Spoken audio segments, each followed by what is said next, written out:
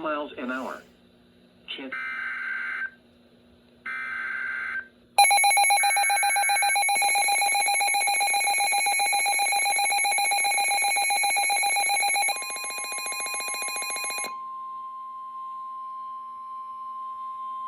This is a statement from the National Weather Service. For the following county, Fairfax, Virginia. The National Weather Service in Sterling, Virginia has issued a flood warning for north central Fairfax County in northern Virginia until 12:30 p.m. Eastern Standard Time. At 9:30 a.m., the stream gauge at Difficult Run near Wolf Trap continued to indicate rising water levels, indicating that flooding is still ongoing.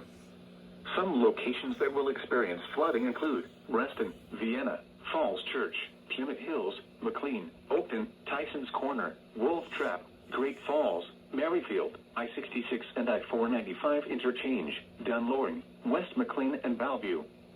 Turn around, don't drown when encountering flooded roads. Most flood deaths occur in vehicles.